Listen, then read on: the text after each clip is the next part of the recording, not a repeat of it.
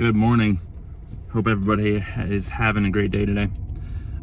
Just left the gym and I wanted to talk about standards and how they can really set you up for success or set you up for failure. There's a lot of people that have a mindset to go to the gym 3 to 5 days a week. They work hard, they put in overtime at work, and they go above and beyond on things.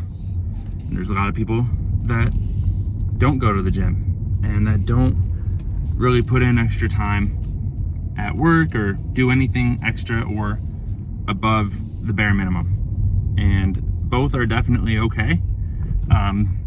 And the only person that's going to kind of see the consequences of those are that person. But I think if you want to grow and to get better and to actually enjoy life and be fulfilled in life, it's really important to have high standards for yourself, not necessarily for other people. I started working out about 15 or 16 years ago, and I looked around me at that time, and I was really young. I was a teenager, and I was the skinniest person in the gym, and I hated it. And the person at the front desk was a personal trainer, and he was probably like 6'3" and 220 pounds, huge. And back in that time, we didn't have YouTube videos, we didn't have Instagram. It was just, all I had was a gym membership and looking at people around me and muscle and fitness magazines. So I would see the people around me and I'd look at the muscle and fitness magazines, and I saw these guys that were absolutely jacked, and a lot of them, of course, weren't necessarily natural, but they were still pretty jacked. And I really wanted to be like them. I wanted to be strong. I wanted to push myself, and I wanted to get huge muscles, whatever. Well, when I started going to the gym, I saw a decent amount of results after a few months, and that was really nice. But I started to realize the satisfaction of seeing more weight go on the bar and being able to lift more and seeing those physical gains, but also the strength gains. But even more than that, over the years, I actually stopped focusing on the physical gains as much and the strength gains as much. And some people, they want to focus on, oh, I want to be able to bench 300 pounds, or I want to be able to squat 400, whatever. And some people want to be a certain percentage of body fat. That's fine. If that's a goal that you're setting yourself up for, or that you're setting for yourself, that's great. Work towards it. It's really important to have a goal. My goal started to be, I just want to work on my mindset. I want to get bigger and stronger and leaner, and that's fine. But I want to focus on pushing myself 5 days a week, staying consistent, not going 2 or 3 weeks without the gym at a time, and then having to get myself back in the zone. There's nothing worse than when you miss a week of workouts and you have to start over, and it's so hard to get back in the gym. I got so tired of that happening to me back in my teenage years that I had to figure out something that worked for me. And well, what I knew was I was so tired of starting over, feeling like I lost my muscle, feeling like I lost my endurance, seeing results that I worked so hard for melt away in just weeks. So I had to think of a different routine. And how can I get consistent? Well, I started getting up super early in the morning, and it sucked at first. And sometimes it still sucks. But what I realized about getting up super early in the morning is that there's no excuse for me not to hit the gym. And there's no excuse for me not to wake up. If I don't wake up and hit the gym, it's on me. I have nothing else scheduled at 5 in the morning. And I have no distractions at 5 in the morning. No one's hitting me up for breakfast. Nobody's hitting me up to hang out. It's on me to get that workout in. And I've trained myself not to give myself excuses and to not make excuses. And yes, there are times once in a while that I miss the gym. I'm not perfect, but I put it all on me and I set myself up. It's all on me to hit the gym.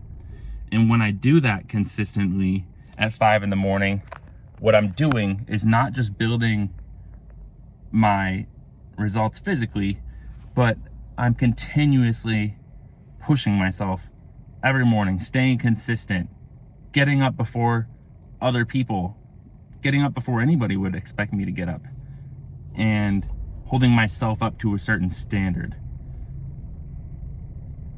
Nobody's telling me that I have to lift 5 days a week. Nobody's telling me I have to get up at 4 or 5 in the morning. You don't have to do that. Nobody has to do that unless they're doing it for work or whatever. But I have standards for myself, and I want to push myself. I want to push my limits. I want to teach myself not to give myself excuses. I want to be better than average. It's not because I want to be better than people around me. I want to know that I'm pushing myself to get the most out of this life, the most satisfaction and the most fulfillment. And where that comes from is grinding my ass off and making sure that I'm not one of the many people that makes excuses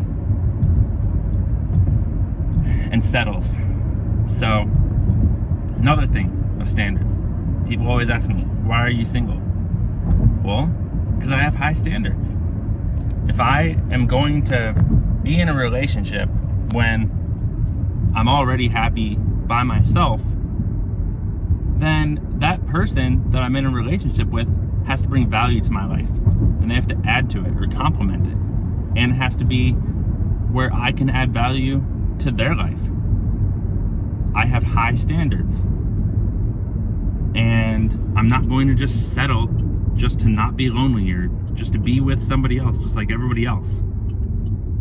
When you have high standards for yourself, you start realizing that you're one of the few in this world, and it gets lonely for a while, and there's growing pains. There's a lot of growing pains that come with it when you're focusing on growth and development and getting better every day.